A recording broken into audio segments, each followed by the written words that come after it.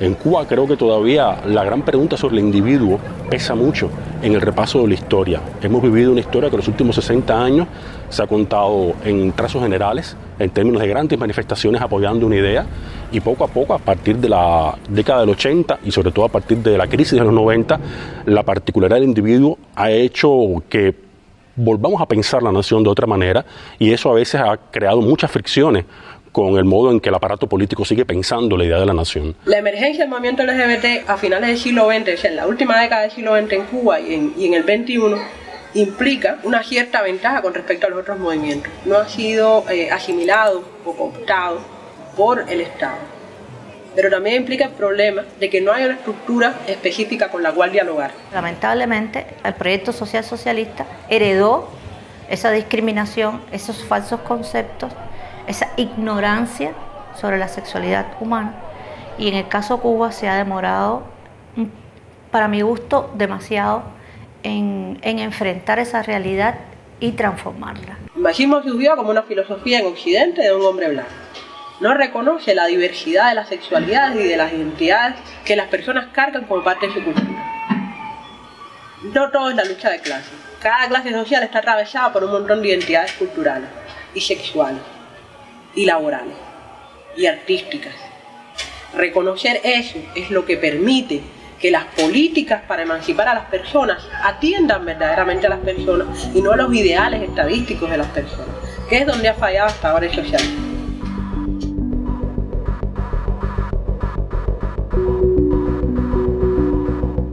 Yo pienso que la realidad cubana tiene mucha carencia de espacios de deliberación. Los individuos de determinadas comunidades, cualquiera esta sea, puede ser los grupos ambientalistas, pero puede ser los grupos LGBT, tengan pues sencillamente espacios para expresar cuáles son sus demandas, entenderse, coordinarse entre sí, poder presentar demandas al gobierno para que puedan ser escuchadas y realmente, y además de un modo autónomo, porque ya sabemos ya que en estas últimas décadas, bueno, pues el gobierno cubano ha generado determinadas instituciones, determinadas personas y determinados eventos y espacios que abordan a la temática de los derechos LGBT.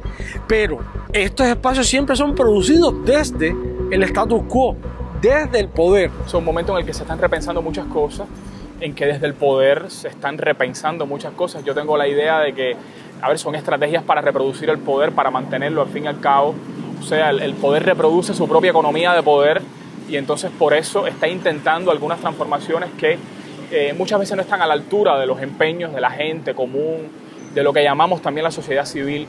Reconocer que hay un problema el cual hay que atajarlo con un no, ya desde el punto de vista político es importante para la sociedad, porque se cobra conciencia de que por mucho que tú hayas avanzado hay cosas que no están bien y que puedes hacerla mejor. Y yo creo que eso es una ganancia neta. Pero en la medida que se crea conciencia y que se pueden hacer cosas juntos y que uno identifica que las discriminaciones se tocan todas y que de alguna manera se cruzan y que logras ponerte en el lugar de la otra persona, yo creo que eso es muy positivo, porque es que empieza a crearse entonces ese ambiente de comunidad. En Cuba difícilmente puede hablarse de que tengamos una comunidad LGBT. Tenemos un público LGBT, tenemos personas que son lesbianas, gays, algunas de ellas están vinculadas entre sí, pero como comunidad a nivel nacional no existe tal cosa, porque no existen los espacios autónomos donde esta comunidad pueda llegar y pueda compartir. Yo creo que sí existe una comunidad cubana LGBT. Independientemente de ese debate que puede ser muy largo y extenso e intenso, a mí me interesa marcar que yo sí considero que existe, puesto que hay líderes, personas fácilmente identificables que abordan estos temas. Hay días específicos, hay gestos, marcas lingüísticas que pudieran evidentemente concentrar o marcar un mapa posible de esa comunidad.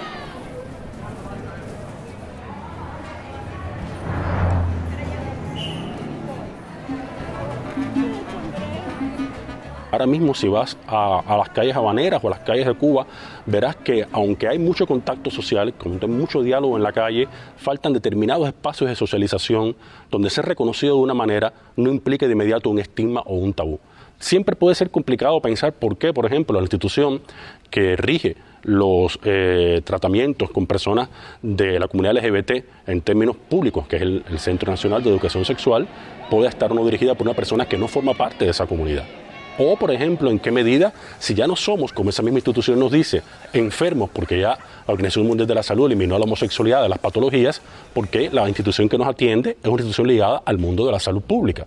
O sea, ¿por qué no crear un espacio civil, un espacio social, donde estas personas puedan hablar por sí mismos, tener representantes que formen parte de sus biografías, que pongan en visibilidad todo lo que significa ser estigmatizado, ser negado o al mismo tiempo ser reconocido en términos de cómo una familia realmente reacomoda su existencia para entender que un hijo homosexual o una hija lesbiana o un hijo travesti no tiene por qué ser exactamente un problema que acabe con el mundo? Que haya transparencia, que es lo fundamental para entenderse estas cosas en la vida, y sin lo cual ninguna comunidad, ni LGBTQ, ni HJ4, ni Z45 va a existir.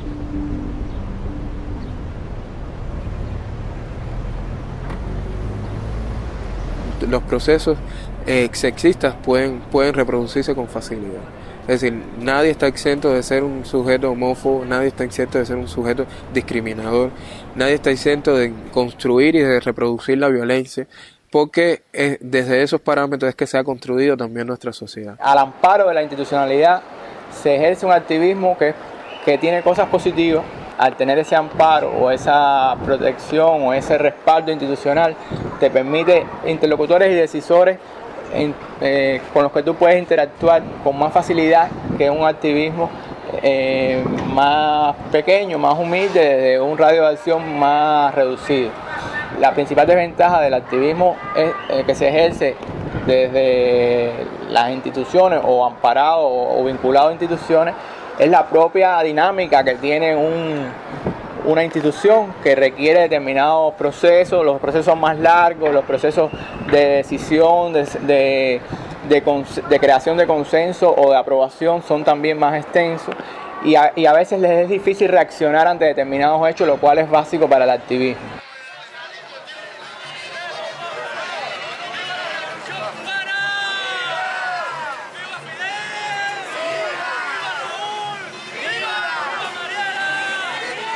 Tan interesante el movimiento que ha llegado a abarcar distintos espacios del espectro político. Hay gente que se siente más identificada con un programa político, otras pues están en las antípodas, y está la oficialidad por otro lado. Es un escenario bien interesante. Bueno, nada, lo que hace falta es movilización de unos y de otros y abandonar cualquier postura de exclusión. ¿Qué es lo que sucede en Cuba? Es que lamentablemente el activismo promovido por las instituciones estatales, particularmente por el CNSEX, el Centro Nacional de Educación Sexual, es un activismo que, para la complejidad de la sociedad cubana ahora mismo y de los múltiples intereses que se mueven en el tejido social cubano, es un activismo que ha demostrado ser insuficiente. No nos basta. No es que no debe existir, perfecto, si existe. Si hay una institución, aunque adscrita a un ministerio, que está dispuesta a promover derechos y a educar, en fin, a empoderar a la gente hasta donde puede hacerlo, perfecto. El problema es que no puede ser un criterio que excluya la posibilidad de otros activismos que sí hayan nacido o estén naciendo genuinamente de la sociedad civil. Socialismo sí, homofobia no. Yo soy fiel, yo soy fiel, yo soy fiel, yo soy fiel. Justamente la marcha contra la homofobia es el lugar para denunciar los actos homofóbicos. Y Yasmín y yo sacamos un cartel en el que denunciábamos la represión policial en algunos sitios de encuentros gay que ocurría justamente durante la jornada contra la homofobia. Y fuimos reprimidos por la policía civil que había en la marcha. O sea que me gusta mucho el activismo en la calle, pero realmente es muy difícil. Es muy difícil porque hay una voluntad, hay un modo de entender la participación ciudadana que pasa siempre por las instituciones. Entonces ya deja de ser activismo. Quizás podamos llamarla participación ciudadana, pero no es activismo. Es decir, cuando yo tengo que decir con antelación a determinada institución qué cosas voy a hablar, qué cosas voy a decir, contar con la aprobación entonces de esa institución para poder entonces expresarlo, ya ahí hay un sesgo importante, hay una pérdida de credibilidad, hay una pérdida de espontaneidad, de sinceridad de lo que se está diciendo, porque además es la única manera de poder construir esa comunidad LGBT que no tenemos pero que sí necesitamos. Sucede como en otros ámbitos de la vida cubana, de la vida política cubana, es esta tradición de verticalidad, es esta tradición de autoritarismo, ¿por qué no? Es esa tradición.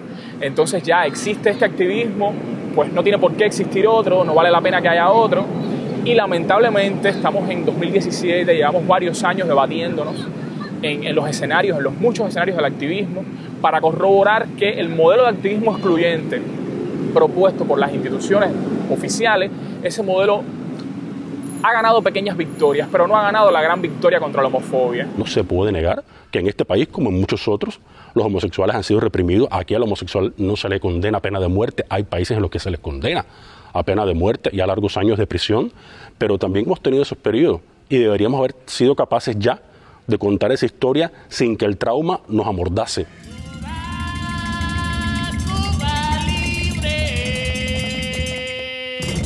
Para mí fue un momento terrible de mi vida porque yo tenía 20 años nada más y allí conocí el horror de los hombres contra los hombres. Fue un psicólogo portugués que vino a Cuba diciendo que él tenía una posibilidad de curar la homosexualidad. Todavía estaba catalogado como enfermedad. Entonces la Universidad de La Habana le dio todas las muchachas que se iban a graduar ese año para que hicieran ese estudio en la UMAP. Fueron a todas las compañías. Cuando llegó a mí, me hizo toda la entrevista y entonces el final de la entrevista fue poner en el resultado de la entrevista, poner homosexual recalcitrante. Y entonces recalcitrante lo escribió del ángulo izquierdo abajo al derecho arriba, que se dice en grafología que cuando se escribe en ese sentido es que la persona está muy colérica. Y ese fue el resultado de mi evaluación como homosexual recalcitrante. Nosotros, nuestro proyecto, el proyecto Arcoíris, tenía en la plataforma de blogs cubano Cubaba, tenía su sitio web con el mismo nombre, Arcoíris.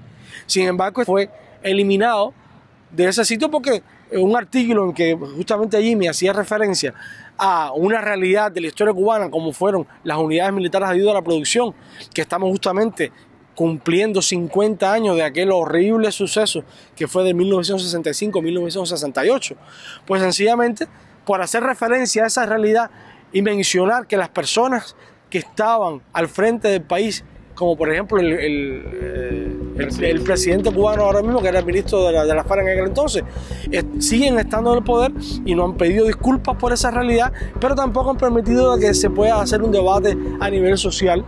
Y yo espero que en algún momento el Estado cubano pida perdón por esos horrores que nos hizo pasar.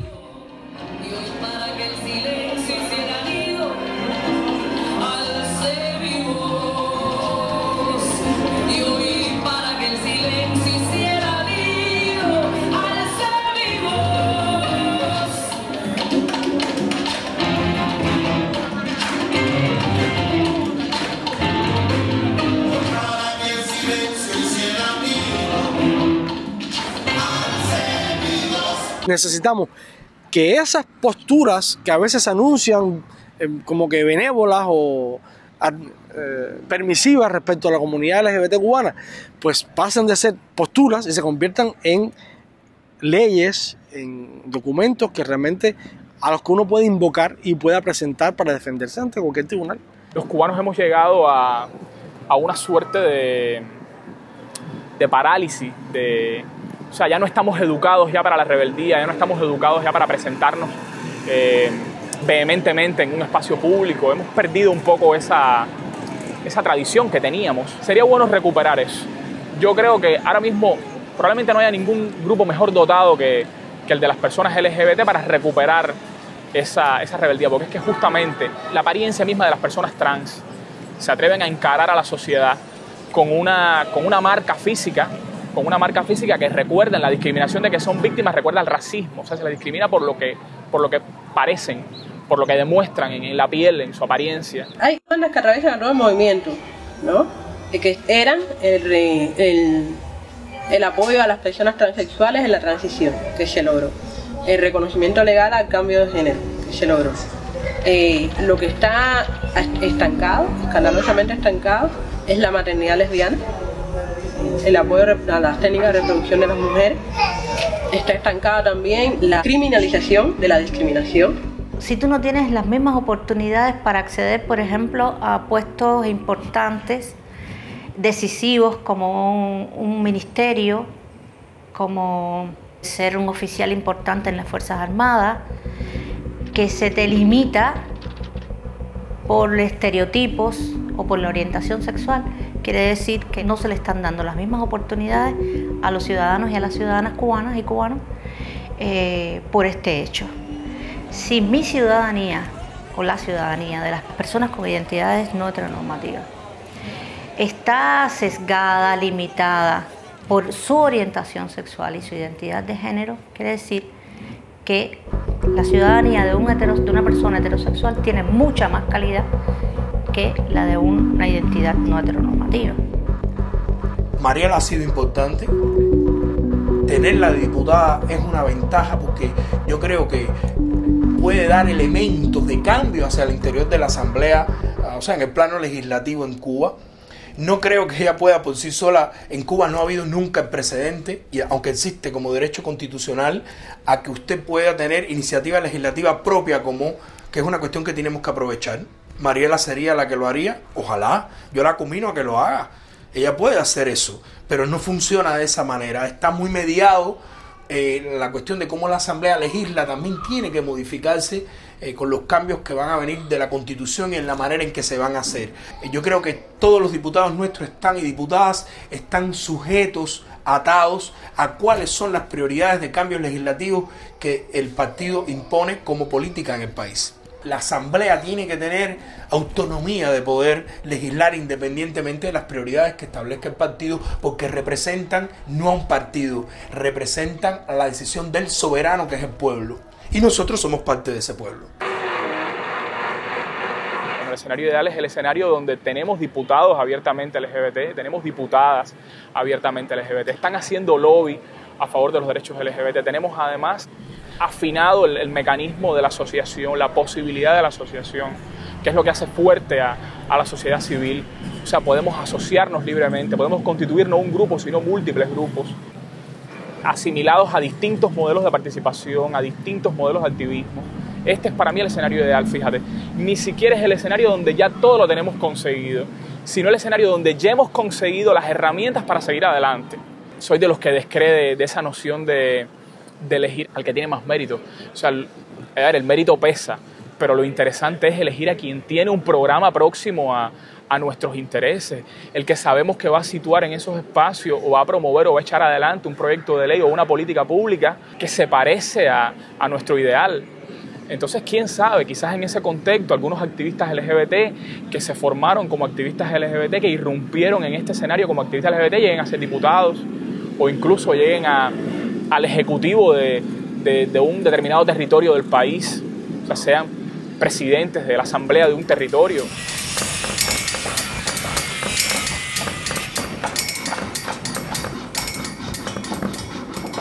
En Cuba ahora mismo se está reescribiendo, diría yo, de espaldas a la población, la Constitución. Y en la Constitución está expresada qué cosa es el matrimonio. Se define como la unión entre un hombre y una mujer. Bueno, pues estamos justamente en un momento crítico donde tendríamos nosotros que intervenir de alguna manera y decir, esperen, si están escribiendo la Constitución ahora, entonces definan el matrimonio de una manera diferente. Como por ejemplo la unión entre dos personas, unión legal entre dos personas. ¿Con la unión entre personas? Es decir, eso permitiría poder nosotros establecer demandas que nos vayan en contra de la Constitución. Y resulta que hay un código de la familia que supuestamente, digo supuestamente porque no conozco ningún activista todavía de las personas que estén relacionadas a nosotros que hayan visto el borrador de semejante documento, pero que supuestamente refleja la posibilidad de algún tipo de unión legal entre personas del mismo sexo. Yo digo, bueno, ¿eso cuándo ha sucedido? Y yo hace unos 3 años escribí a la Asamblea Nacional O sea, le escribí preguntando sobre en qué estado estaba esa discusión del proyecto de ley y la respuesta fue de que ellos no habían recibido ningún proyecto de ley de modificación al Código de Familia. Nosotros estamos en un momento crítico ahora para una demanda por esa reivindicación del matrimonio igualitario. Es decir, es como una especie de legitimación que proviene del Estado. Un derecho que tienen unas personas por ser heterosexual y que no tienen otras por ser homosexual. El espinoso asunto del matrimonio entre personas del mismo sexo y de la adopción entre parejas homosexuales de niños es algo que, por ejemplo, en mi vida yo ahora mismo no lo necesito, no forma parte de mi biografía, pero tuve que aprender que para muchas personas eso era una necesidad, que podía ser una necesidad legítima el poder tener opciones como esas en su vida. Y es así como uno debe empezar a procesar todo esto, no ver solo el capítulo de la novela en la que uno es protagonista, sino también ver los otros muchos capítulos en los que otras personas, por necesidades concretas de defensas legales, etcétera, pueden reclamar que estas libertades no les sean negadas. Es decir, es un momento justo de que aparezca una ley donde se reconozcan a las personas, independientemente de su orientación sexual e identidad de género, se puedan casar, donde las personas LGBT puedan adoptar sin ningún problema. Esos espacios, que son espacios de derechos, no están concebidos en nuestra sociedad.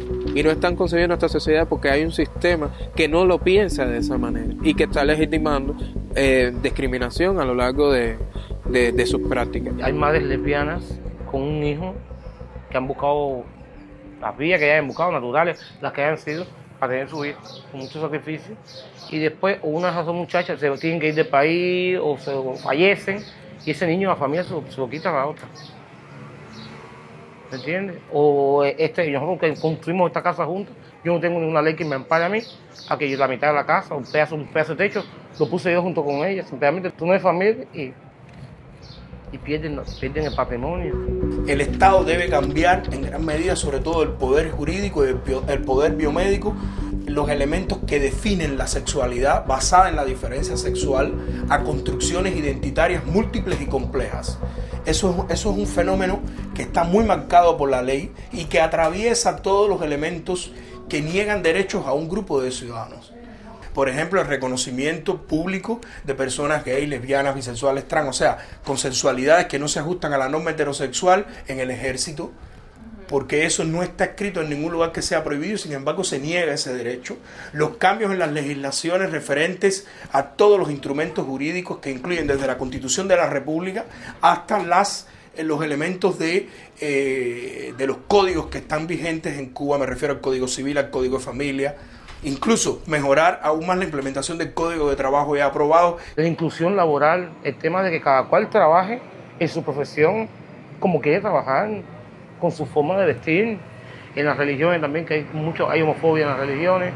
Depende de tu estado económico, es homofóbico o no es religioso contigo. Los medios de comunicación deben cumplir el papel de transformadores del imaginario.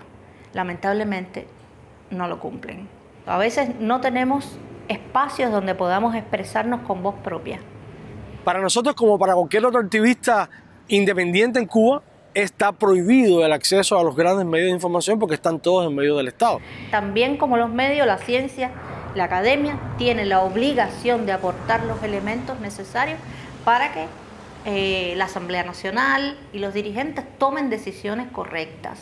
El Estado tiene la obligación de garantizar esos derechos y de implementar finalmente una política de educación sexual integral desde edades tempranas. Que se integren formas participativas, incluso en la educación formal, para llevar la cuestión de entender el género en una dimensión flexible, no discriminatoria, equitativa, al igual que el deseo sexual en la manera en que se expresa. Es mucho temor de los adultos desde sus prejuicios de negar un derecho que es consustancial a la infancia. En el sistema educativo hoy existen los temas de la educación sexual, pero son temas que quedan a veces preteridos en relación con otras temáticas que tienen importancia y que los profesores también ya por una misma práctica, digamos, histórica o pedagógica, ensalzan unas temáticas en relación con otras.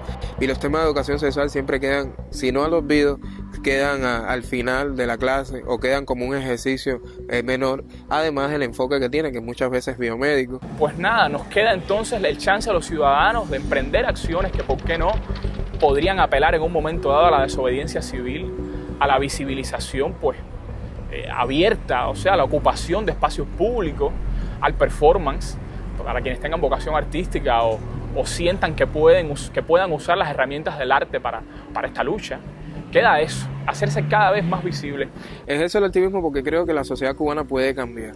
Y puede cambiar y que todas y todos estemos representados y podamos tener una vida plena para todas y todos. Y eso va no solamente desde con una construcción desde la orientación sexual y de la identidad de género, sino que tiene que ver con el tema de la distribución económica, donde cada vez más las brechas de inequidad se abren. Tiene que ver también con la posibilidad y el acceso de las telecomunicaciones. Tiene que ver también con el tema del racismo, de que puede erradicarse el racismo. Es decir, hay varias cuestiones que están transversalizando lo que es la orientación sexual y la identidad de género en la sociedad cubana. Mis derechos son por el hecho de ser un ser humano. Mi dignidad y mis derechos. Nacemos libres e iguales en oportunidad y en derechos. Tiene que haber la misma oportunidad para cada cubano y cada cubana, independientemente de su identidad sexual. Y el Estado tiene la obligación de garantizar ese derecho. Y los míos, o de las personas con esa identidad, no se plebiscitan. Hay que garantizarlo. Otra cosa es que no somos minoría. Somos ciudadanos cubanas y ciudadanos cubanos. Y tenemos derecho a ser incluidos y a participar en la construcción de proyectos sociales que Cuba decida para el futuro.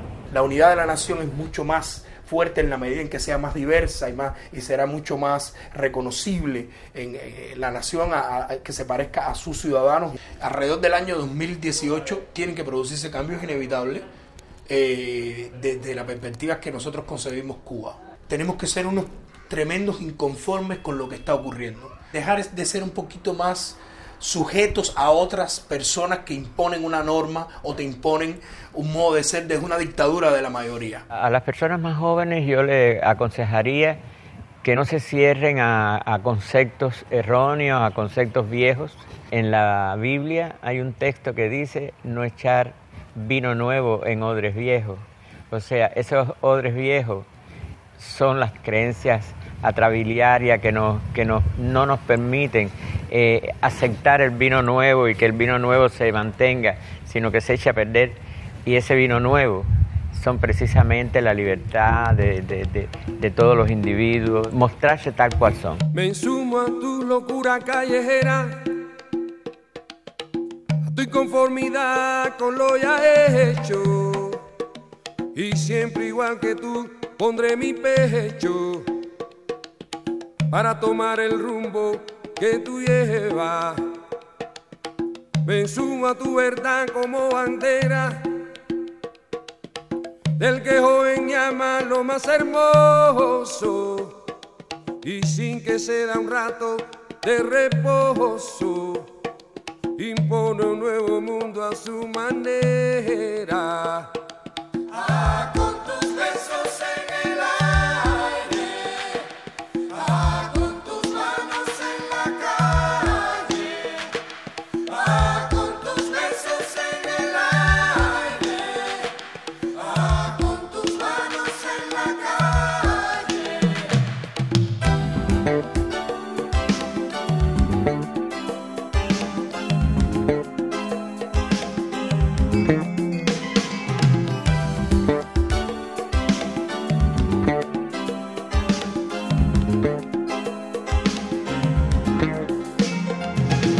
con tus besos en el aire, con tus manos en la calle, con tus besos en el aire, con tus manos en la calle, con los años que se fueron, prefiero los venideros, con los años que se fueron, prefiero los venideros, con tus besos en el aire, con tus manos en la calle, con tus besos